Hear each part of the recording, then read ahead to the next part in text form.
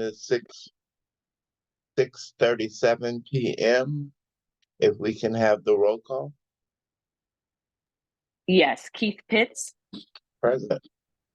Rosalie Preston, Present. Madge Nixon here, Craig Kusunoki, Present. RV Powell, Janisha Robinson, Micah Silver, Angela Springs, Here. and Louetta Watson.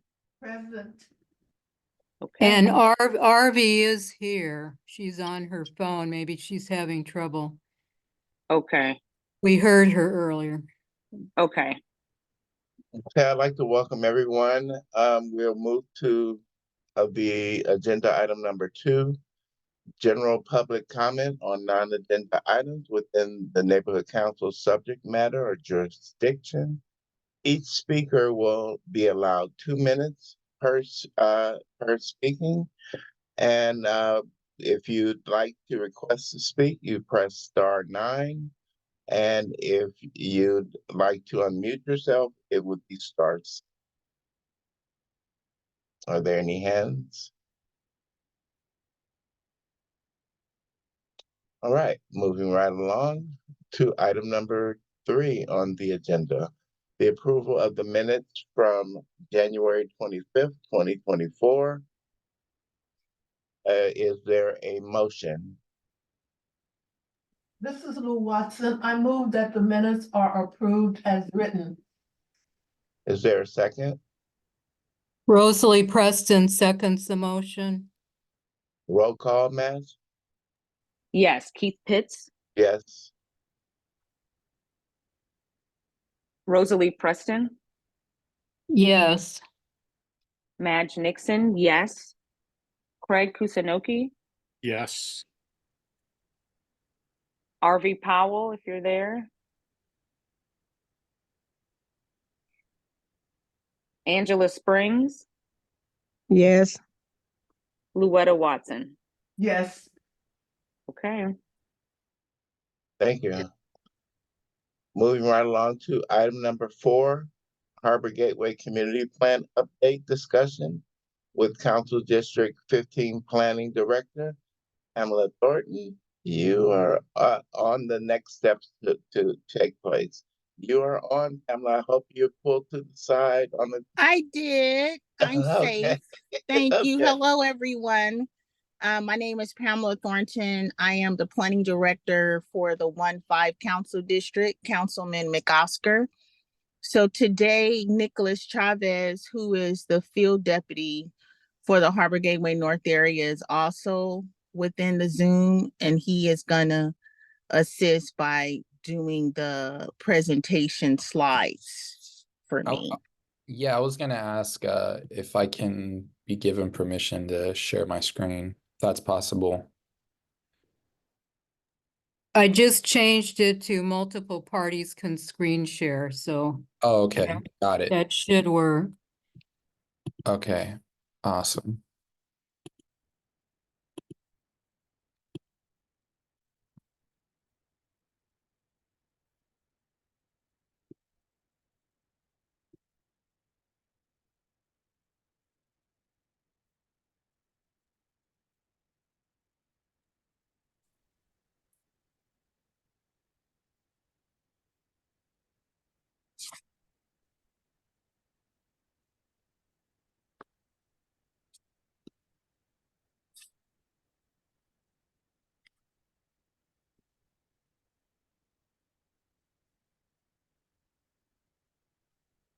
Let me know when you're sharing. So far, I don't see anything. Okay, 1 second. Let me try this again. Okay. All right, there we go. Okay, very good. So today I wanted to just briefly do a highlight of the community plan effort that's been underway for several years now. So in this particular platform we're using now, I can't see you, but I'm hoping that we've had enough engagement as a community that people understand what's happening and this isn't the first time that you're hearing about it. But I don't assume, so I did prepare a presentation just to give a high level overview of everything. So as we know it, the community plan is known as the Harbor LA Community Plan. Next slide. So the city of Los Angeles is doing community plan updates throughout the city. There are 35 community plans that make up the land use element for the city's general plan within the city of Los Angeles. So for our area, it's actually 2 plans.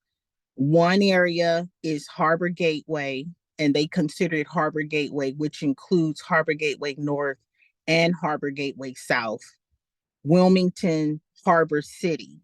And together, those are the community plans. You will hear the name Harbor LA Community Plan. So I just wanted to make sure that everybody understood the language. Next slide. So last month, the City Planning Commission, or the CPC, approved the community plan documents on February the 8th, 2024. So in that approval, there were amendments to both the policy documents and the general plan use, the general plan land use maps for the Harbor Gateway and the Wilmington Harbor City community plans.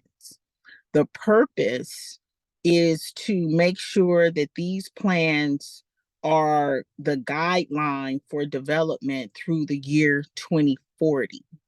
It also establishes a broad planning goal with policies and objectives arranged that involve land use and intensities, as well as specific development standards for the planned areas.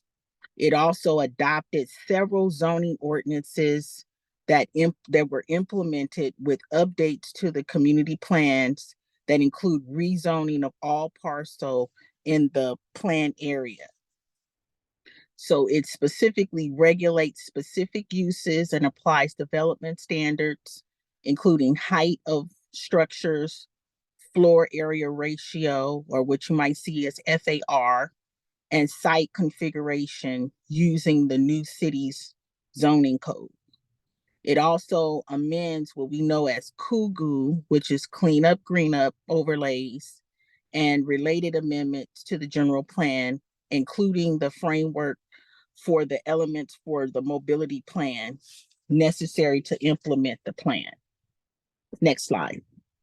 So what are the next, I missed one? I missed one.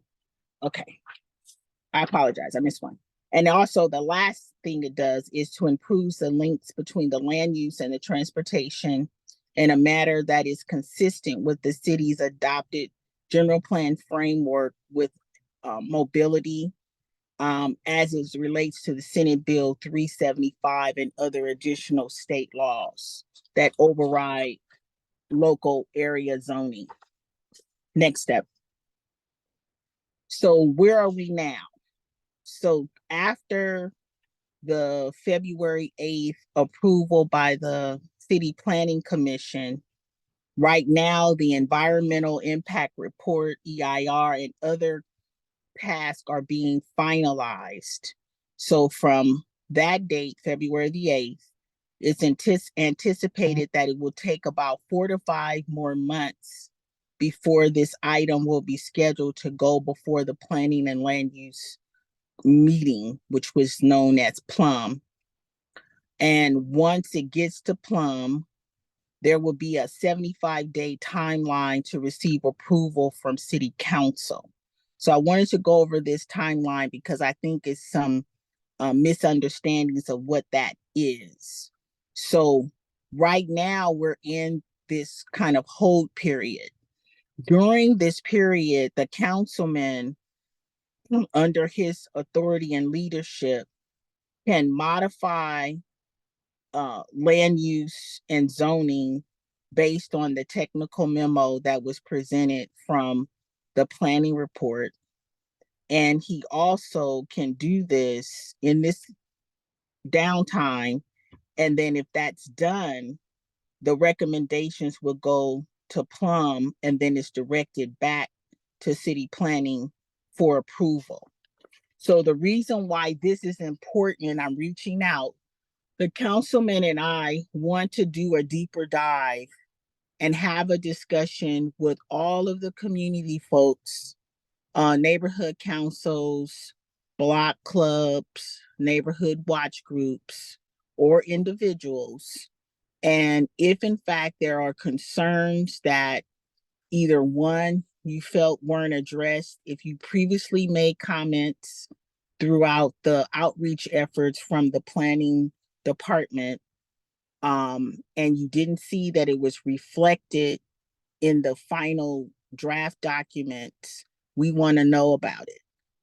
If you have concerns about the quote unquote new zoning code and how it may affect your specific property or the overall community itself, we want to hear about that. So I'm reaching out. Next slide. My contact information is here. You can get in touch with me, schedule meetings, and I would like to hear from you. So I'm open for questions.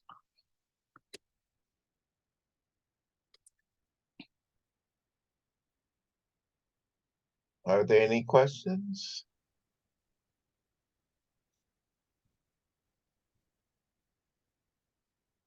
Okay, Yes, Rosalie. I have a question, Pam. Okay, go ahead, Yes. Arby, then Rosalie. Yes, how long before we can have a say before it goes before Web McOsker? What's the timeline? We can get in contact with you. Right And now McGo- is the time I want you to reach out for meetings. It takes about 4 to 5 months before the next step, which would be scheduled to go to Plum. So we have some downtime and nothing is actually finalized. The councilman has the authority to make reasonable changes or recommended to make changes. So I want to make sure that the outreach is being done, because I think that some people, it's flying over their head and they're not paying attention. And so I want to make sure, because this is going to be the guideline for the framework for 40 years. This is the time. Once everything is finalized, I know some people kind of come back and say they hadn't heard about it, but I'm trying to make sure that I can reach as many folks as possible to have the conversation. Okay, thank you. Go ahead, Rosalie. So it sounded like at the beginning of the City Planning Commission meeting, Councilmember McCosker had already introduced some amendments, and I wondered. Yeah, it was just a small tweak that was added for small business, but that was just done at the moment. There's still time. So that's what I'm reaching out to advise. Okay, and will we know? Because I think in general, a lot of us had read over the documents that Department of City Planning had provided, the staff report, etc., and it seemed to cover all of the issues that we'd been bringing up over 4 or 5 years. So it's just, we would be concerned if there was something that Councilmember McCosker would be bringing to the Plum Committee, just to be aware of that, or we would- don't have that information yet, but I can share it when it's made available. We are now internally having discussions. So I can tell you what the hot topic is. The hot topic right now is that the business community, especially realtors and attorneys representing a lot of the warehouses and those type of uses in our Harbor Gateway area, are either pushing hybrid industrial, which is the new zoning category, or they're against hybrid industrial, right? Because hybrid industrial will limit some of the commercial warehouse industrial type uses that we see. And they feel that it's limiting, the company that they're representing their long-term use and expansion. So all of that is under our recognition that communities as well as Harbor Gateway, Wilmington, and Harbor City are all affected by port serving uses that produce a lot of truck traffic. And so that's an internal battle that we're experiencing. We need to have the voice of the residents and then meet the needs of the business community, but it needs to make sense. So the long-term goal of reducing our carbon footprint and, having electric trucks and all of this is part of that future vision to be able to implement things that make sense. So that's one of the challenges. So I don't know if anybody had any concerns about that. It may not be like the residential side, but did you have any feedback or concerns about some of the business corridor? Yeah, not that we're aware of. We've started, our neighborhood council is planning, we're working with Nicholas Chavez on a business breakfast, maybe in later April, early May. And our outreach chair, Will Yates, and I walked along a segment of Figueroa, which, we lobby to keep that as an industrial Right. corridor, but with the goal of having sort of better quality businesses there rather than just logistics. And actually the section that we walked from 140th Street to 135th Street, I was pleasantly surprised to find that a lot of the businesses, maybe 80% at least, that came to or that were around for our last business breakfast about 10 years ago are still there. They seem to be doing very well. And the newer ones are, they're interesting. They're like, one provides high quality organic ingredients for cosmetics. And Oh, wow. That's great. yeah. And, there's a staging equipment company that provides customized staging all over the country, I believe. And they're trying to expand. They don't have enough space there. So, and when we asked them if they had issues, pretty much they didn't, except for, the citywide issue of the copper theft and metal Right. theft. So that Right. has impacted some of them. But I see that Stephen Masura from Rexford Industrial Realty is on, and I just wondered if he wanted to make any comments. I don't know if he represents a Yeah, because property in our I'm area. working with some folks from Rexford, so he can give you his perspective if he's willing to speak. That would be great. Hello, everybody. Can you hear me? This is Steve Masura. Yes. Hello, we hear you. Go ahead. I appreciate the opportunity to say something, but I'm the director of entitlements for Rexford Industrial. And we have several properties in the Harbor and Gateway, Wilmington areas, and we are separately, as Pamela mentioned, going to be meeting with Pamela and the council member on some suggestions on how to facilitate what she's saying to do good development. And we, typically try to do good redevelopment with LEED gold buildings and things like that. So we're trying to figure out a way to accommodate that, to accommodate good, clean, responsible development. Because right now, the way the code is worded, it's very restrictive and doesn't allow for the feasible development that we would like to do. So we're having that discussion. So I appreciate everybody's concern, and we build our buildings and hold them for the long term. So we want to have high quality, Class A buildings for the long term, and we manage and lease them in-house. And so our tenants would be typically what you mentioned, everything from manufacturing and high tech, but also to warehouse and distribution. So yeah, appreciate, if there's anything we can do ongoing to communicate, we're open for that. Yeah, so I think it'll be good for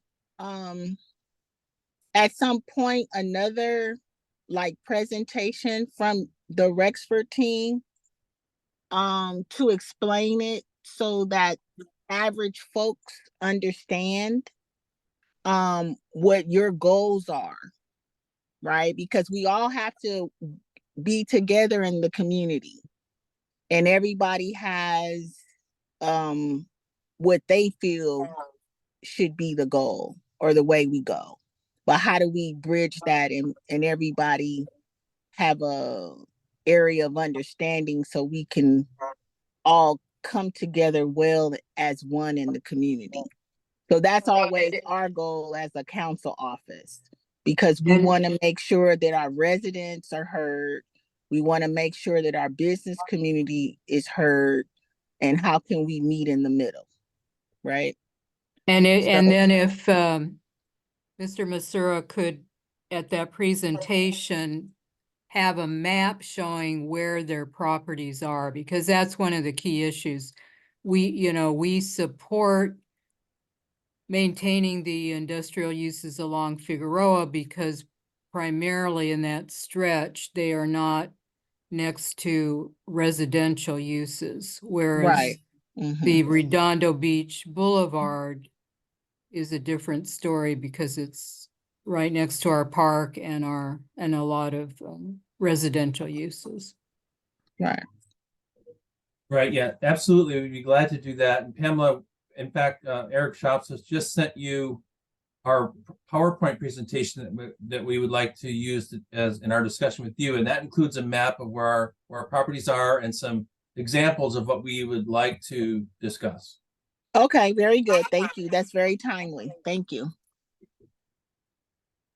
So I look forward to that. That'll be fine. Awesome. Are there any other questions? Comments? Well, thank you, Ms. Masura, and thank you, Ms. Thornton. We You're really welcome. appreciate you. And You're get welcome. to your next place safely. Okay. Thank All you, right. everyone. Looking forward to hearing from you to set up meetings. We will Thank- do. Oh, and also Nicholas and Pamela, if you Oh. can send the presentation to the Harbor Gateway North, so we have it. Thank you. Thank you. Thank you. Moving on to agenda item number 5, planning issue updates. 5A, update on the opening of the Weingart Willow. Go ahead, Rosalie. Yeah, I didn't have a chance to double check, so there's no update at this point. Every time I drive by, I try to look, but I don't really see that it looks Right. much different.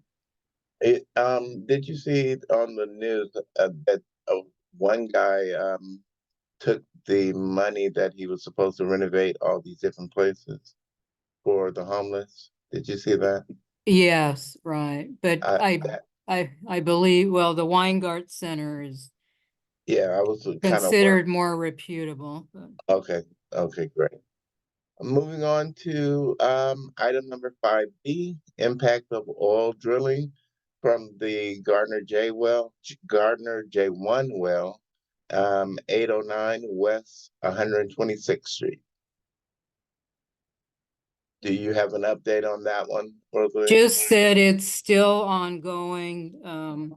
One of the residents is still extremely impacted by the vibrations from the drilling below her home, and we're trying to figure out, I know that the council office has worked to try to get some funds in the city budget Mhm.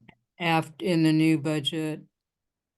But in the meantime, we're wondering if there's some way we could find an agency or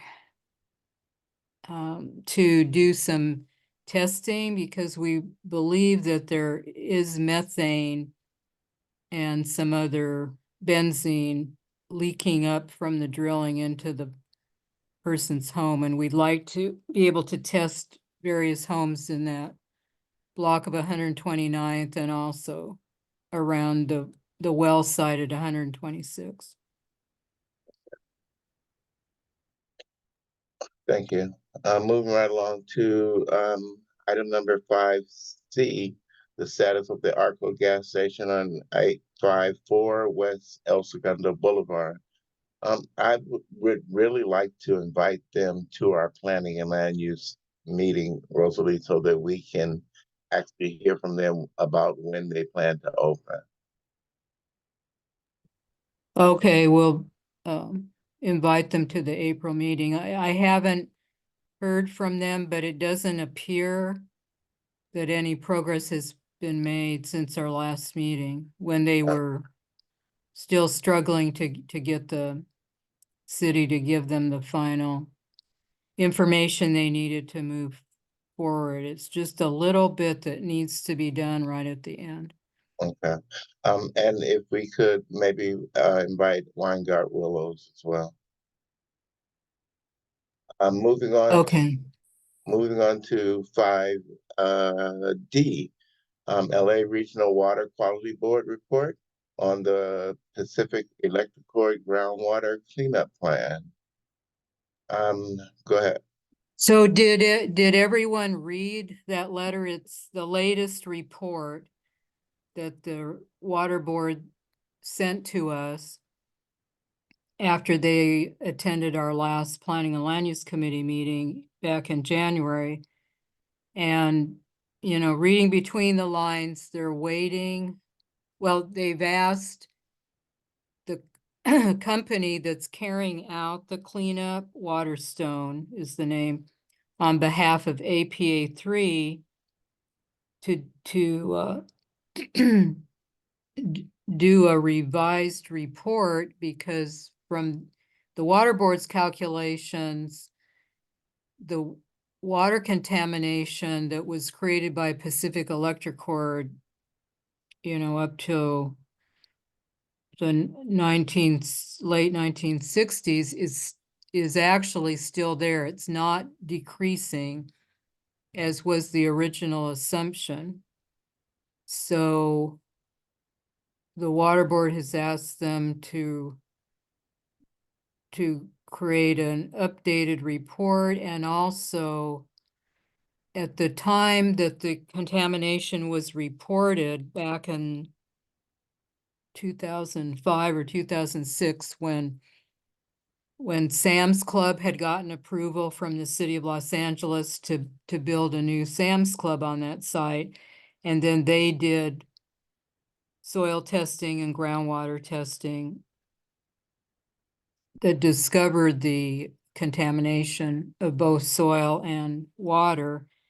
So then the water board required groundwater testing, and Waterstone installed, I believe it was 7 groundwater monitoring wells, and was making, you know, regular testing and reports. And their assumption was that the natural bacteria in the water would eat up the contaminated chemicals.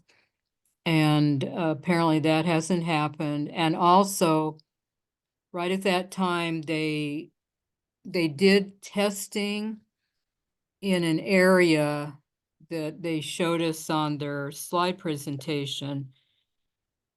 And it had part of it on the southern area had dotted lines, and that's because they believe that there's contamination below that area, to the south of that area. And so they're asking that Waterstone conduct additional testing to expand the map, or to make sure that the contamination isn't beyond that original area. The contamination has been moving off the site. Originally, it was kind of concentrated in the northeast corner of that lot at 747 West Redondo Beach Boulevard, and now it's been moving in a southeasterly direction, so that they had to install the new well next to Farmer Boys, and also one in the District 2 neighborhood near 154th and the Harbor Freeway southbound on-ramp. And that, you know, that's concerning to those of us who live in this neighborhood, because maybe the contamination extends further south into our neighborhood. So, and so they're still waiting. So the water board is still waiting for Waterstone to take action. Waterstone, on behalf of the property owners of record, APA 3, are challenging the request and maintaining that the water board is changing the rules of the game after 20 years, and also pointing out that all this testing costs the owner of record a lot of money. So they indicated they would need to. Apparently the state of California has a fund that they could request, like a scholarship or a grant to cover some of the expenses. So it's all kind of up in the air. But meanwhile, it seems that because of that, the Prologis EIR for their proposed warehouse is being held up, because until the plan for cleanup is finalized, the Prologis architects cannot make the final determination of exactly how the building is going to be designed. And they really wanted 2 of the wells moved, but all of that's still up in the air. So Prologis cannot finalize their plans and make the report to the city planning department, so that the final EIR can be created. Thank you, Rosalie. Moving on to item number 5E, California Waste Service Permit Review Status. I have not had a chance to look at that. Most of you don't know, I'm in the process of moving.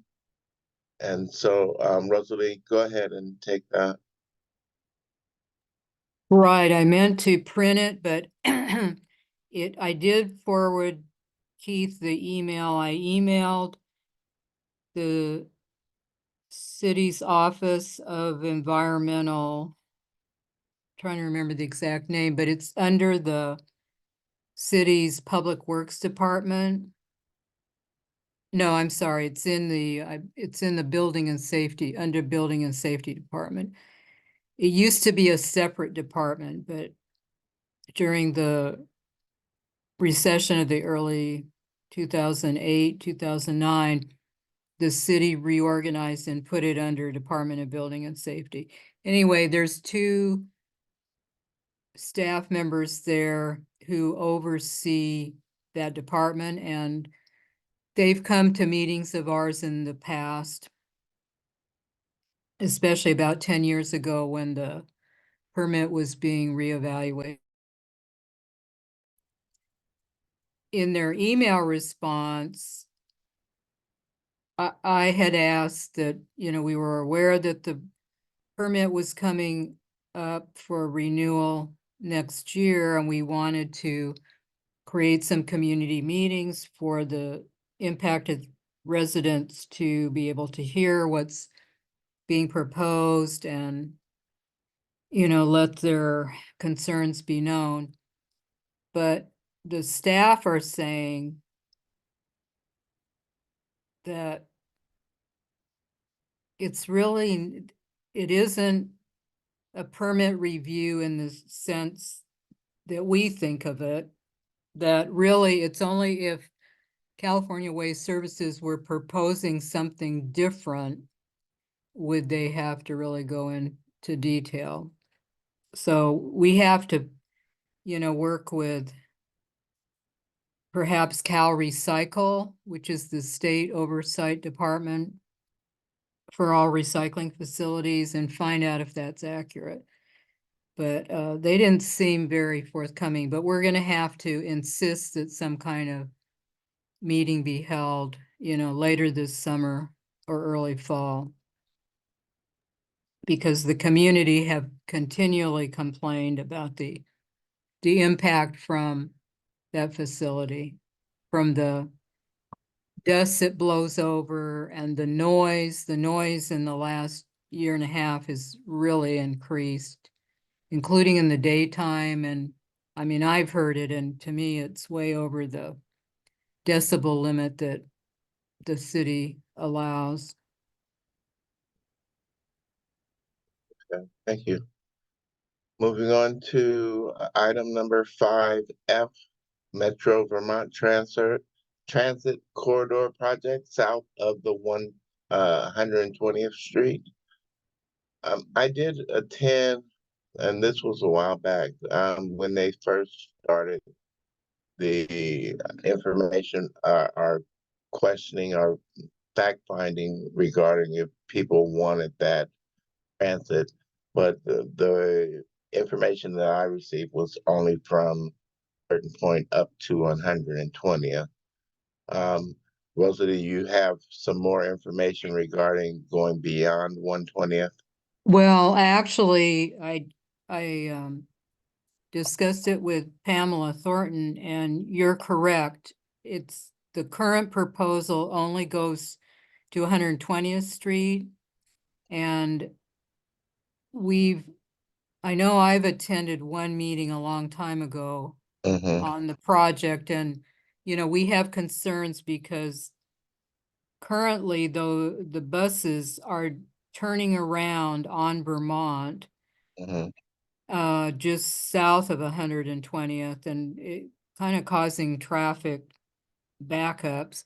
And also then on the west side of the Ralph's lot, they're using that as a parking station. And Yeah. it blocks one lane of vehicle traffic, plus it blocks the bike lane.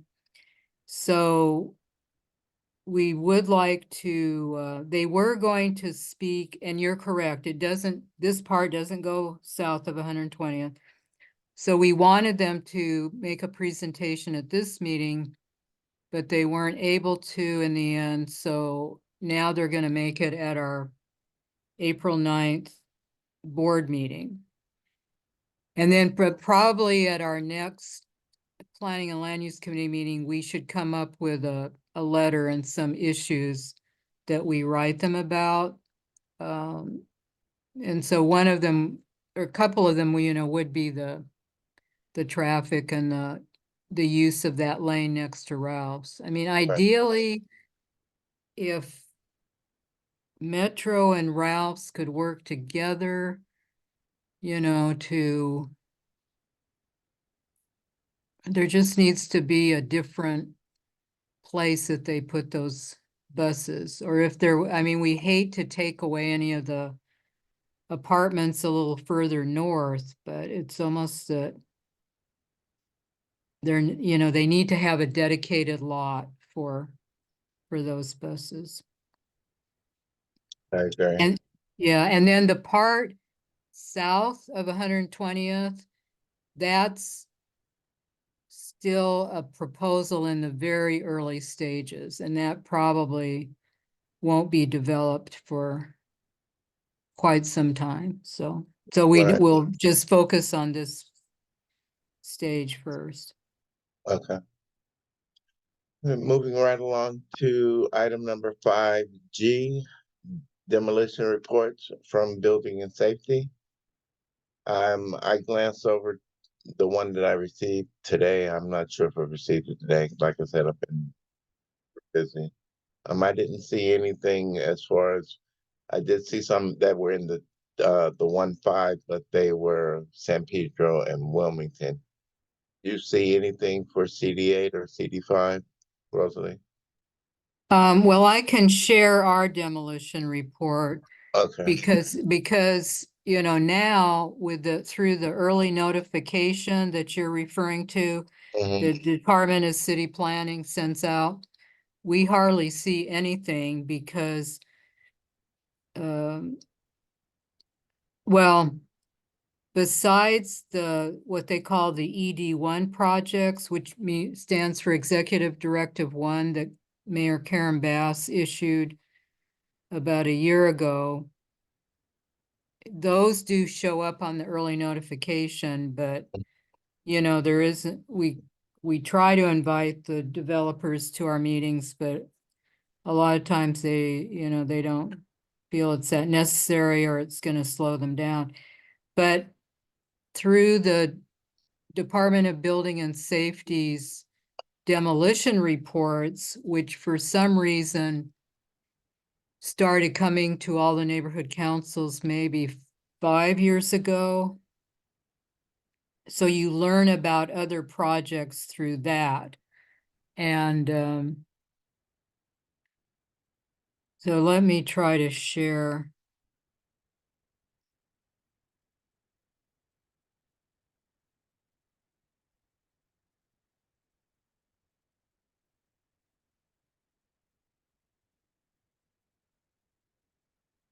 Because that's how I learned that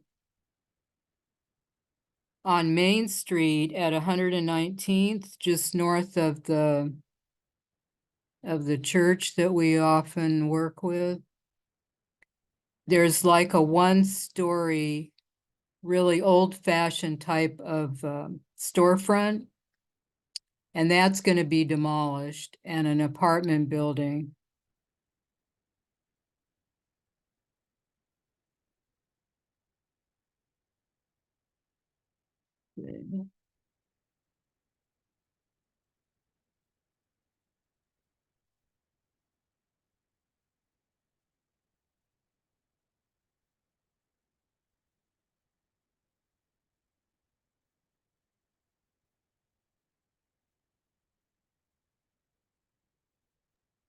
Okay, while we're waiting on you to get that, oh, there we go. You got it. Okay.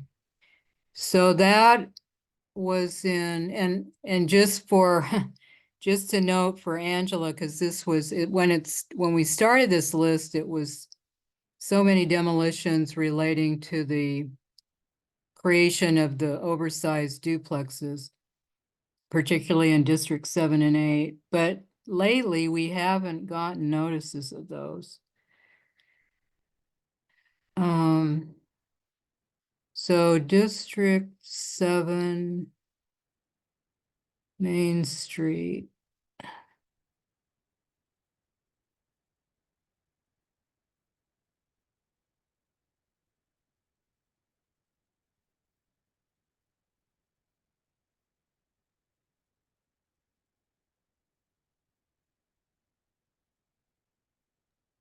That 120th of Main? No, it's more like, Oh, it's Main Street. Okay, it should be.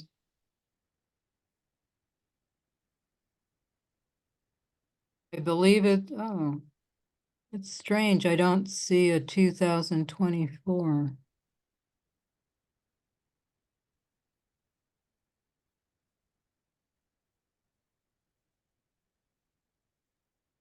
Maybe, I did see some 2004s up a little bit.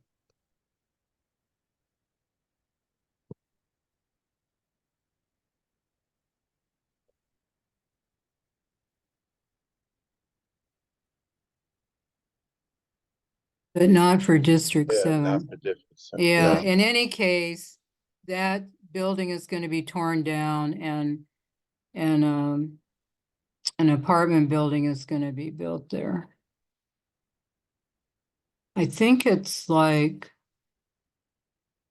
it's not super big, Mhm. so it could be, 15 units or something like that. Okay. And we also, in relation to that, we got, there's another new type of notice that we're getting, which is when a tree is gonna be removed. And so it was for that property, which I think I sent out, and that's because that property has a big tree next to it, so they want to remove that, and then they will replace it with 2 new trees, I believe. Mm.